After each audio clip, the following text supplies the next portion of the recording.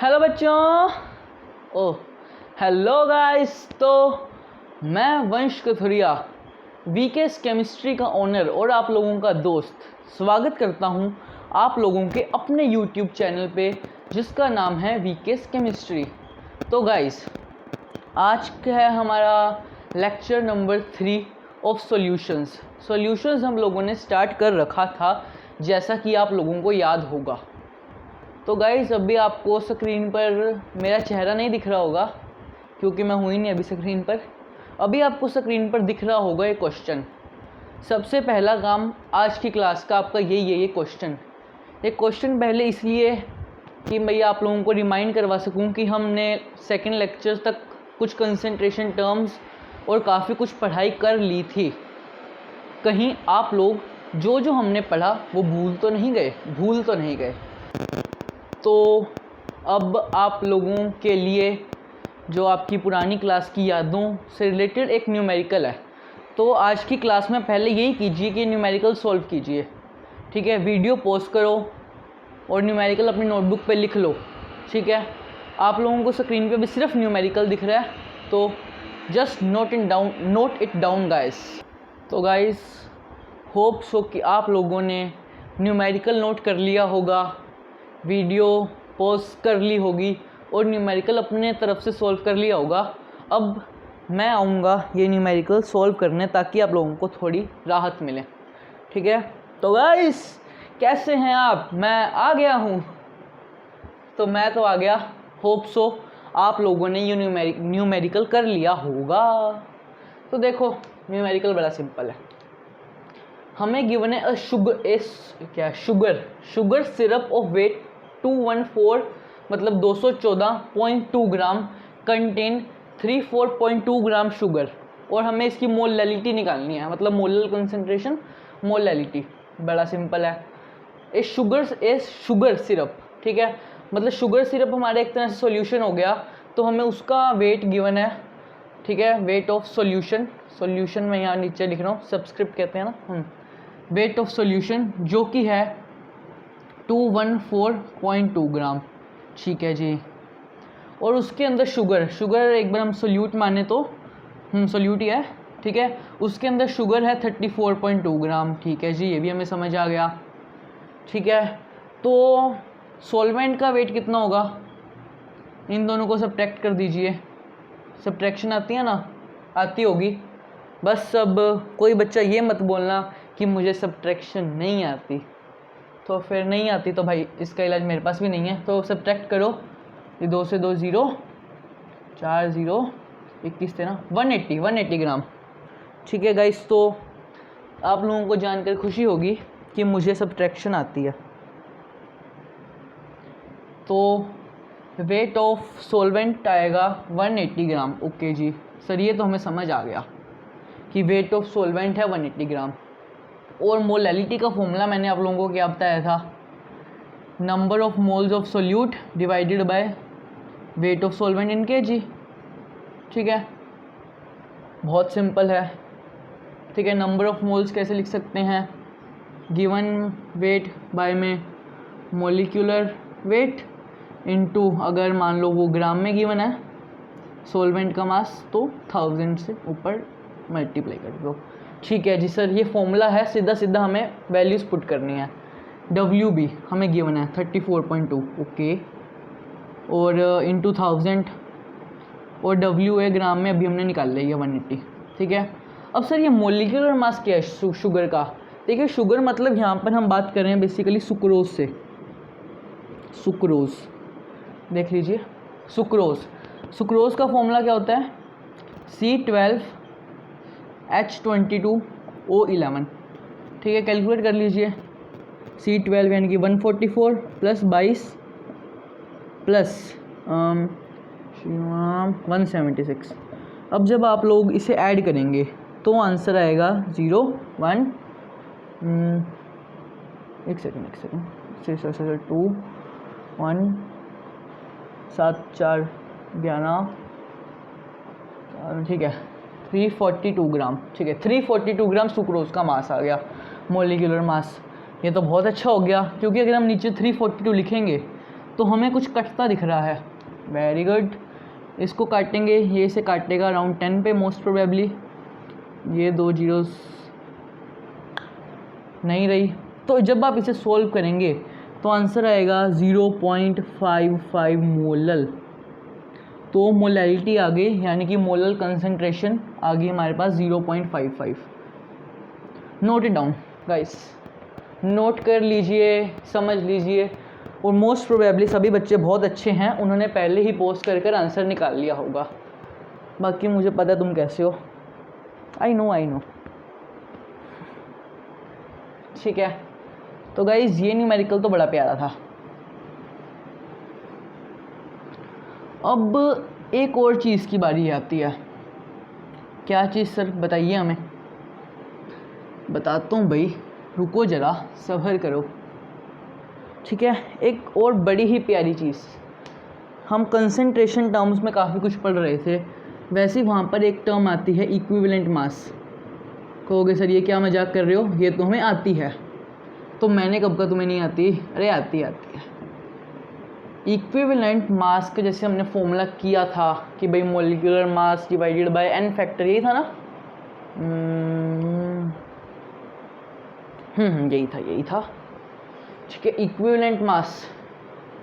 तो equivalent mass की as एक डेफिनेशन है जो मैं लिखना चाहूँगा, वो है दी अमाउंट, इसे आप नोट कर लीजिएगा, the amount of substance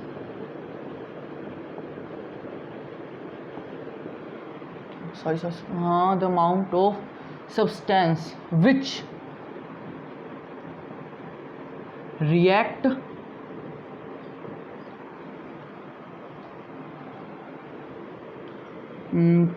produce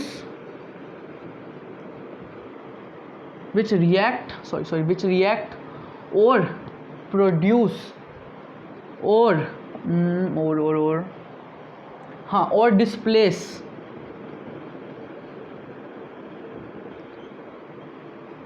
one gram hydrogen और 8 ग्राम ऑक्सीजन और 35.5 gram chlorine is known as equivalent mass. Sir ये क्या बात हुई, हमें तो मज़ा आया ही नहीं। मतलब ये तो आपने कुछ ऐसे लिख दिया, बिल्कुल ऐसे ही लिखा है। सर अब हम इस डेफिनेशन से इक्विवेलेंट मास निकालेंगे कैसे, हमें तो वो आप बताइए ना आप। जी बिल्कुल बताऊंगा।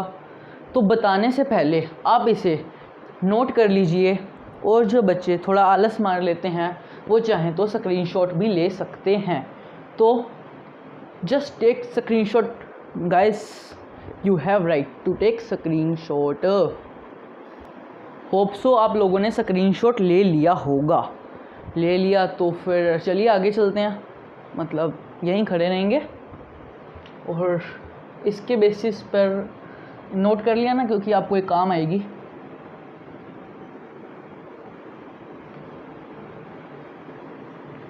एक कंसंट्रेशन टर्म्स पे भी कई बातें हो जाती हैं, तो फिर उन्हीं में से एक बात है इक्विवेलेंट मास की है।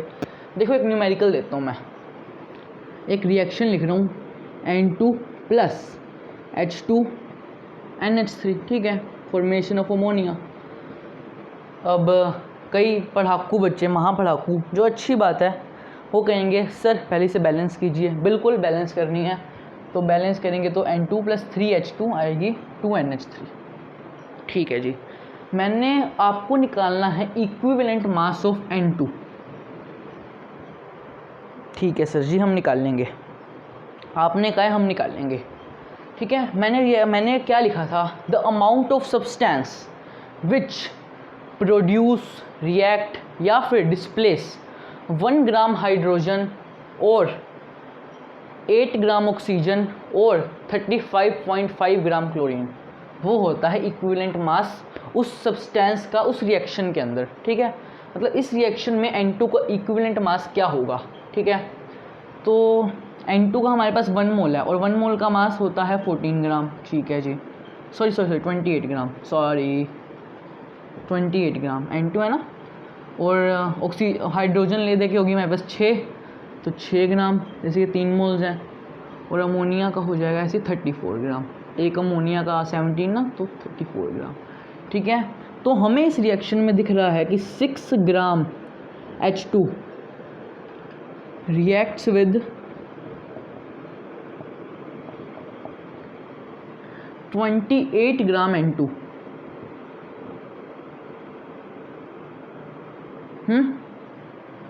ठीक है जी, सही लिखा, सही लिखा। तो 1 ग्राम H2 कितने नाइट्रोजन के साथ रिएक्ट करेगी? 28/6, यानी कि 14/3 ग्राम, यानी कि 14/3 ग्राम नाइट्रोजन 1 ग्राम हाइड्रोजन के साथ रिएक्ट करेगा। तो डेफिनेशन क्या थी? The amount of substance which react, एक बार मैं रिएक्ट की बात कर लूँ, विच रिएक्ट विद 1 ग्राम हाइड्रोजन। ठीक है, वही है, मतलब और भी चीज़ें थी, ऑक्सीजन, क्लोरीन। ठीक है, विच विद 1 ग्राम हाइड्रोजन, वही उसका इक्विवेलेंट मास। तो equivalent mass of N2 in this reaction क्या आ गया? बता दो। वो आ गया 14/3 ग्राम। समझे? ये वैसे किसी रिएक्शन में किसी सब्सटेंस का इक्विवेलेंट मास निकालने का तरीका है जो मैंने आप लोगों को बताया। Just note it down guys. अब बारी आती है NH3 का भी निकाल लेंगे हम जी, हम पीछे तो हटते हैं नहीं, तो NH3 का निकाल लेंगे। 6 ग्राम NH2 प्रोड्यूसेस 34 ग्राम NH3। क्यों जी? बिल्कुल।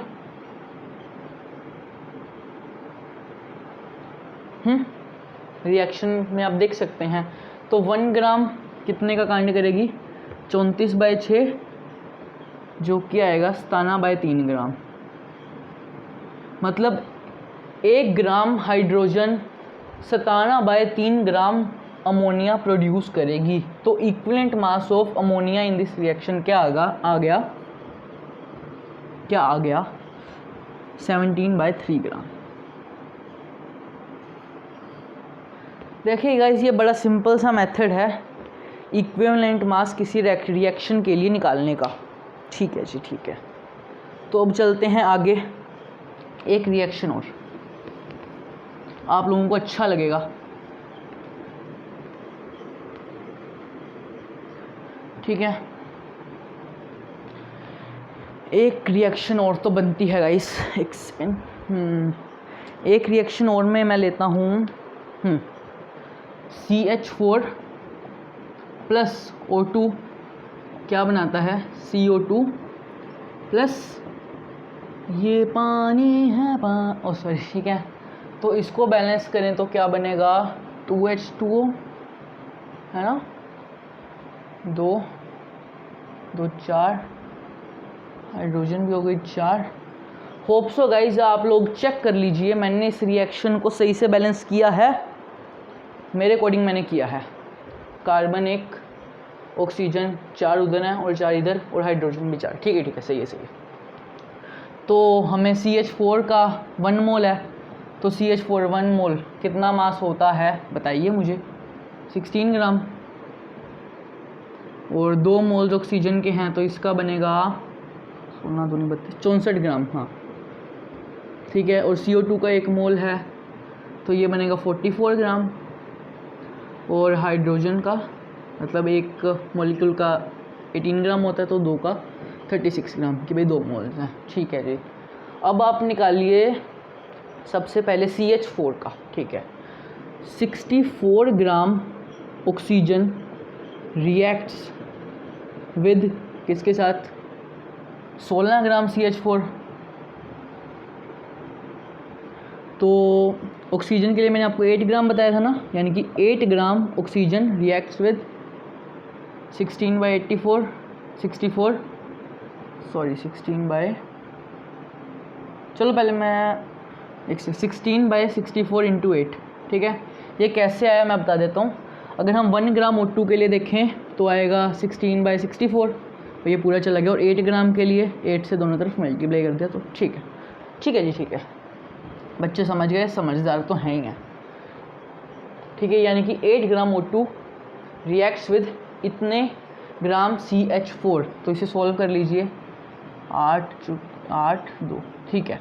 तो यानी कि equivalent mass of CH4 in this reaction क्या आ गया, 2 ग्राम। वाह सर, मज़ा आ गया। अब सर एक का और बता दीजिए। तो बताएंगे जी, बताने के लिए ही हम बैठे हैं। अब ऑक्सीजन का ऑक्सीजन तो है ही, अब CO2 का निकालते हैं। 64 ग्राम O2 प्रोड्यूसेस, प्रोडक्शन की बात है कि भाई उस साइड प्रोड्यूस ही कर रहा है ना, प्रोड्यूसेस 44 ग्राम CO2, ओके। तो 8 ग्राम कितना करेगा, 16/64, सॉरी 44/64 इंटू 8, जो काटेगा 8, चूँकि 8, इसको फेंक दूँ, 8 ये काटेगा 5.5, हाँ। तो इक्विवेलेंट मास ऑफ CO2 कितना आ गया इस रिएक्शन में, 5.5 ग्राम। क्या बात है भाई। Equivalent mass of CO2 in this reaction आ गया है 5.5 ग्राम, ठीक है। Just note it down guys, ठीक है।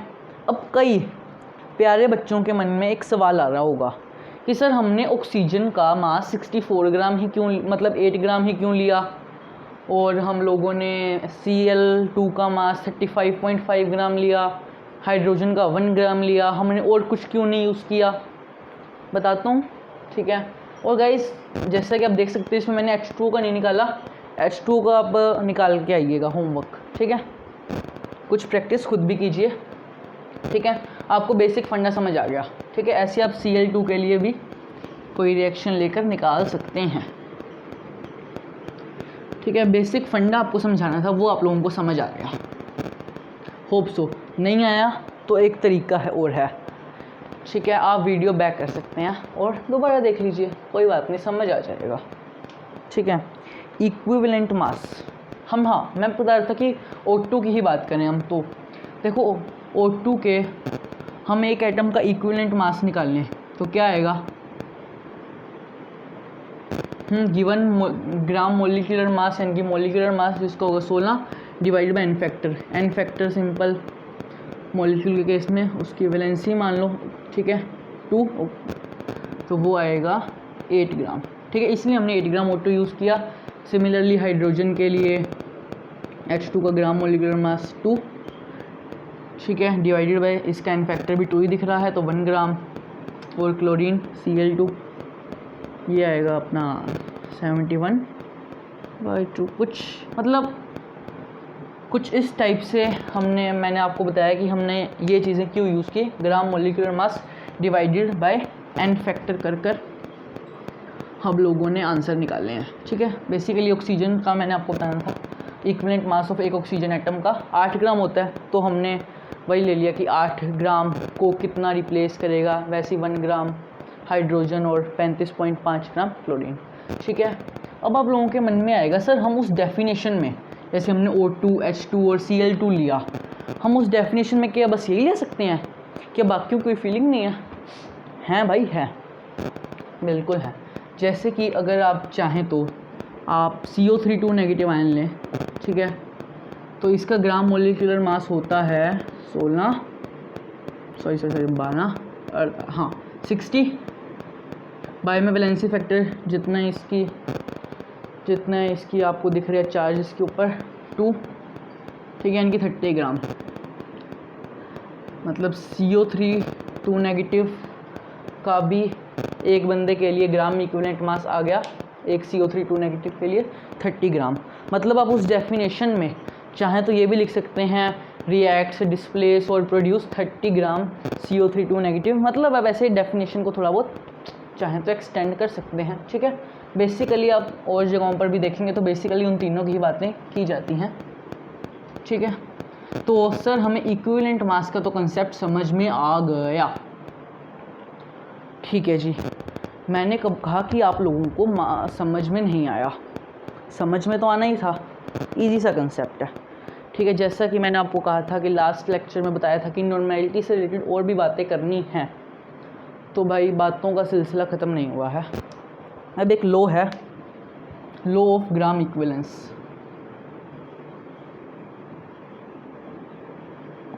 ग्राम इक्विवेलेंस क्या कहता है?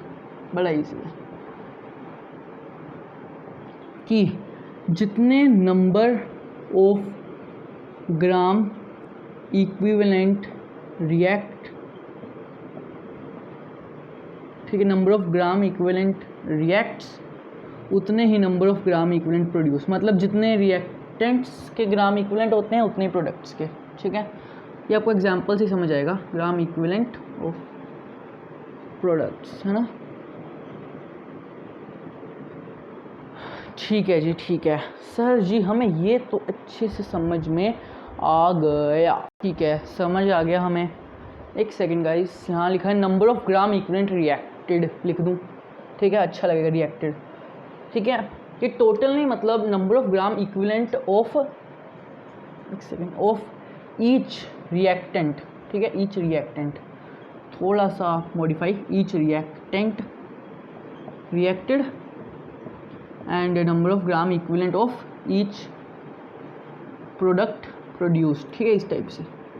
जैसे एग्जांपल ले लेता हूँ समझाने के लिए, N2 प्लस H2, एक बार बैलेंस नहीं किया मैंने, NH3, सपोज करो, सपोज ही करना बस, जैसे इसके भी ग्राम इक्विवेलेंट अगर नाइट्रोजन के 1 थे तो इन दोनों के भी 1 ठीक है होंगे, ठीक है। समझ में आ गया कि मतलब एक एक रिएक्टेंट के जितने जितने ग्राम इक्विवेलेंट होंगे, मतलब सेम ही होंगे उन दोनों के ग्राम इक्विवेलेंट, उतने ही ग्राम इक्विवेलेंट प्रोड्यूस होंगे NH3 के, ठीक है। इसे समझने के लिए, ये लॉ ऑफ ग्राम इक्विवेलेंस समझने के लिए पहले नोट कर लीजिए कि नंबर ऑफ ग्राम इक्विवेलेंट मतलब ईच रिएक्टेंट रिएक्टेड, मतलब जितने भी रिएक्टेंट रिएक्ट करेंगे उन सब का, उनमें से हर एक का जितना जितना ग्राम इक्विवेलेंट होगा, ठीक है, उतने ही ग्राम इक्विवेलेंट प्रोडक्ट के भी प्रोड्यूस होंगे, ठीक है। ये बेसिक सी बात है, ठीक है। अब इसे अंडरस्टैंड करने के लिए एक कहानी सुनाता हूँ, कहानी तो क्या, मतलब एक बात है, बात बताता हूँ, ठीक है। ये बात ऐसी है जो आप लोगों को सुनने में और बड़ी अच्छी लगेगी, मतलब सुनने में बड़ी ही अच्छी लगेगी, ठीक है। सपोज करो एक सामूहिक विवाह हो रहा है, किसी NGO या किसी ने सामूहिक विवाह करवाने का प्रण लिया है, जिसमें लड़के आए हैं अराउंड 200 और लड़कियां आई हैं 400। क्या बात है। इसका मतलब ये नहीं कि एक लड़का 2 शादियां करेगा, ठीक है, आज का टाइम में ऐसा कुछ नहीं होने वाला, ठीक है। एक लड़के की एक ही शादी होनी है, मतलब लड़के प्लस लड़कियां आपस में रिएक्ट करके क्या बनाएंगी, मैरिज, शादी, ठीक है। अब कई लोगों के मन में लड्डू फूट रहे होंगे, कई लोग थोड़ा थोड़ा स्माइल कर रहे होंगे, मैं भी कर रहा हूँ, ठीक है।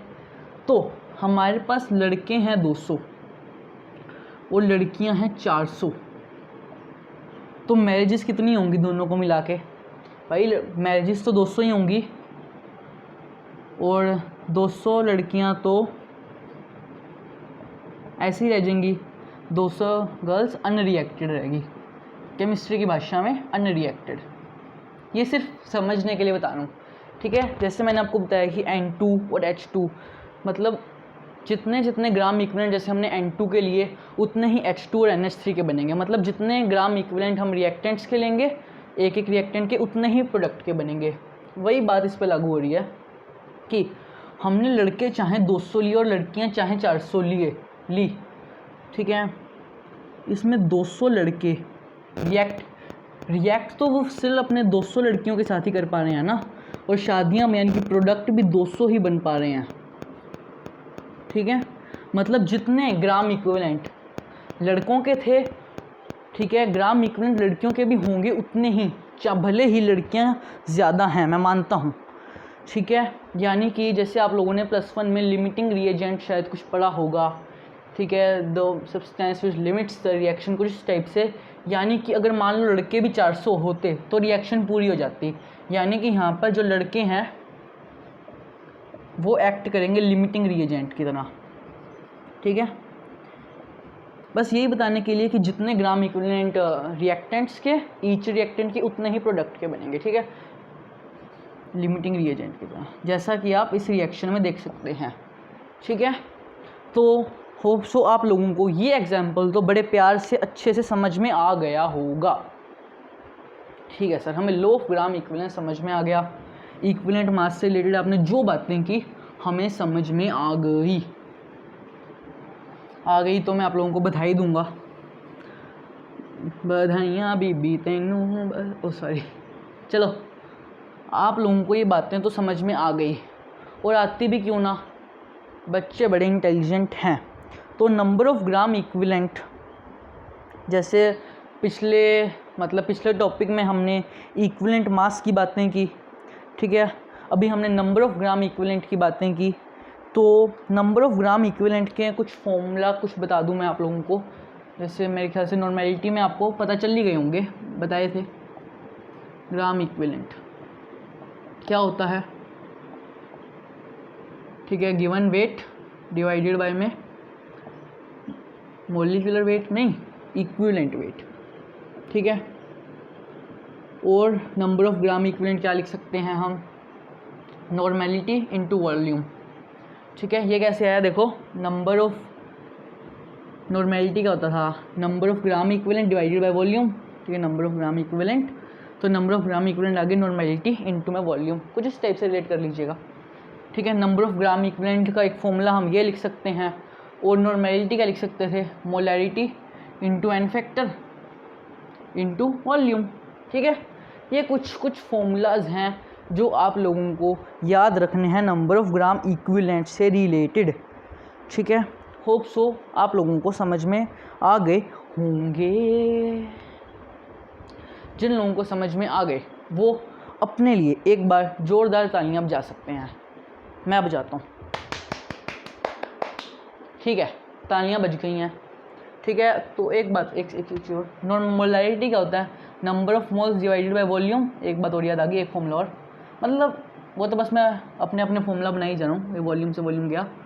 तो इसका फॉर्मूला एक ये भी लिख सकते हैं, number of moles into volume. मतलब ये नंबर ऑफ़ ग्राम इक्विवेलेंट्स का एक तरह से फॉर्मूला कह लो चाहे। ठीक है, याद रखने के लिए नंबर ऑफ़ ग्राम इक्विवेलेंट। ठीक है, उसके अराउंड 4 एक फॉर्मूलाज मैंने लिख दिए हैं। तो फिर तेरी किस बात की, एक न्यूमेरिकल करते हैं। ठीक है, तो गाइस अब आप लोगों को अपनी स्क्रीन पर एक न्यूमेरिकल दिख रहा होगा जो अभी मैं ही सोल्व करने वाला हूँ। ठीक है, तो क्वेश्चन देखिए, फाइंड एन यानी कि normality, find normality of resulting solution in 500 ml of 1 molar H2SO4 react with 200 ml of 1 normal KOH। अच्छा, and also tell nature of resulting solution. ठीक है, कोई बात नहीं, निकाल देते हैं। ठीक है, सब कुछ छोड़ो, नेचर निकालना, ये निकालना, नॉर्मेलिटी निकालनी है। सबसे पहले नंबर ऑफ़ ग्राम इक्विवेलेंट निकालो। एक एसिड है और एक बेस है। ठीक है, तो सबसे पहले number of gram equivalent of acid यानी कि H2SO4 कि कितने हैं, उसकी हमें मोलैरिटी गिवन है, 1 है जो। ठीक है, molarity into n factor H2SO4 के 2 इनटू वॉल्यूम। ठीक है, लीटर में देखा जाए तो 500/1000। ठीक है जी, ये 2 500 पे गया, तो इसकी नंबर ऑफ़ ग्राम इक्विवेलेंट आ गए 1। ठीक है, ऐसे ही number of gram equivalent of base यानी कि KOH जिसकी नॉर्मेलिटी है 1। ठीक है, और वॉल्यूम है हमारे पास 200 ml। ठीक है जी, रिएक्ट विद 200 ml। ठीक है जी, 200 डिवाइडेड बाय में 1000। ठीक है, कट कुट के आंसर आया है हमारे पास 0.2, यानी कि number of gram equivalent of base भी हमारे पास आ गए हैं। ठीक है जी सर, ये तो हमें अच्छे से समझ में आ ही गया। ठीक है जी, ठीक है, ओके। तो हमारे पास number of gram equivalent of acid आ गए और number of gram equivalent of base भी आ गए, जो कि हैं 0.2। ठीक है, तो इतना आने के बाद तो फिर हमसे पहले पूछते हैं नेचर ऑफ रिजल्टिंग सॉल्यूशन। तो क्या बनेगा, देखो एसिड्स हमारे पास ज़्यादा रिएक्ट कर रहे हैं। नंबर ऑफ ग्राम इक्विवेलेंट का मतलब बेसिकली होता क्या है, ठीक है, कि भाई इसमें अंदर इतने ग्राम इक्विवेलेंट मतलब एसिड है, मतलब एसिड की कंटेंट हमारे पास देखने में हमें पता चल रहा है कि बेस से ज़्यादा है। तो नेचर ऑफ रिजल्टिंग सॉल्यूशन क्या आएगा, पहले नेचर निकाल देते हैं। ठीक है, वो आएगा हमारे पास एसिडिक। ठीक है, और जो सा रिजल्टिंग सॉल्यूशन होगा उसकी नॉर्मेलिटी कितनी हो, उसकी मतलब उसके अंदर नंबर ऑफ ग्राम इक्विवेलेंट कितने होंगे, मतलब नेचर ऑफ रिजल्टिंग सॉल्यूशन में number of gram equivalent acid के ज़्यादा हैं, तो number of gram equivalent of acid दिख रहेगा नीचे minus number of gram equivalent of base. ठीक है, जो है हमारे पास 1 माइनस 0.2, जिसकी वैल्यू आएगी 0.8। ठीक है जी, ठीक है, मतलब इसके अंदर अभी तक 0.8 ग्राम इक्विवेलेंट ऑफ एसिड मौजूद हैं। समझ रहे हो, लगता है इसके प्रॉपरली अच्छे से रिएक्ट नहीं कर पाया, तभी देखो उसके अंदर अभी तक 0.8 ग्राम इक्विवेलेंट ऑफ एसिड हैं। देखो मैंने क्या किया, मैं आपको बताता हूँ। मैंने एसिड के ग्राम इक्विवेलेंट निकाले। इस टाइप के क्वेश्चंस में आप लोगों ने क्या करना है, एसिड के पहले ग्राम इक्विवेलेंट निकाल लेने हैं, फिर बेस के निकाल लेने हैं। ठीक है, जिसके ज़्यादा ग्राम इक्विवेलेंट, ठीक है, उसको आगे रखो और जिसके कम उसको पीछे रखो, तो हमें ये पता चल जाएगा कि उसके अंदर रिजल्टिंग सॉल्यूशन के अंदर किसके ग्राम इक्विवेलेंट प्रेजेंट होंगे। तो हमें पता है कि नंबर ऑफ ग्राम इक्विवेलेंट जब रिएक्ट कर रहे थे तो हमें एसिड के हमें ज़्यादा ग्राम इक्विवेलेंट प्रोवाइडेड थे और बेस के ज़्यादा, बेस के कम। तो हमारे पास जैसे रिएक्ट कर गए, ठीक है, तो हमारे पास gram equivalent of base acid के बचेंगे कितने, क्योंकि हमारे पास जैसे हमारे पास 0.2 ग्राम इक्विवेलेंट ऑफ एसिड ही रिएक्ट कर पाएगा बेस के साथ, तो क्योंकि हमारे पास 0.2 ग्राम ही है हमारे पास बेस, तो ग्राम मतलब 0.2 ग्राम इक्विवेलेंट ही हमारे पास बेस प्रेजेंट है। तो जो सा रिजल्टिंग सॉल्यूशन होगा उसके अंदर एसिड तो पड़ा ही होगा, तो उसके अंदर एसिड कितना पड़ा होगा कि भाई ग्राम equivalent of acid minus gram equivalent of base. ठीक है, जो वैल्यू आई है मेरे पास 0.8। ठीक है, और हमें पूछा था नॉर्मेलिटी ऑफ रिजल्टिंग सॉल्यूशन, बता देता हूँ वो आएगी नॉर्मेलिटी होता क्या था, नंबर ऑफ ग्राम इक्विवेलेंट। ठीक है, अब एसिड के अंदर जो से 0.2 ग्राम इक्विवेलेंट ऑफ एसिड और 0.2 ग्राम इक्विवेलेंट ऑफ बेस तो रिएक्ट कर गए और बेस हमारे पास ख़त्म और एसिड हमारे पास बचा है। ठीक है, यानी कि हमारे पास बचे ग्राम इक्विवेलेंट एसिड के हैं, तो मैं लिख देता हूँ 0.8 divided by total volume. Total volume इसकी कितनी है, 500 H2SO4 का और 200 बेस का, मतलब KOH, तो आएगी अराउंड 700 ml। 700 ml थी तो ऊपर 1000 ले जाता हूँ। ठीक है, ये इससे कैंसिल, 0.8 का भी नीचे 10 आ जाएगा, तो ये भी इससे कैंसिल। तो जब आप इसे सोल्व करेंगे तो आंसर क्या आएगा देख लो भाई, मेरे को खुद नहीं पता। 7 को 8 से करोगे तो 7 1 0 7 1 0 7 1 0 7 30 राउंड 1.14 कुछ आ रही है वैल्यू, देख लेना। ठीक है, मतलब बेसिकली हमें किसी सॉल्यूशन के अंदर एसिड और बेस जब रिएक्ट करते हैं तो हमें number of gram equivalent acid और बेस निकालने हैं।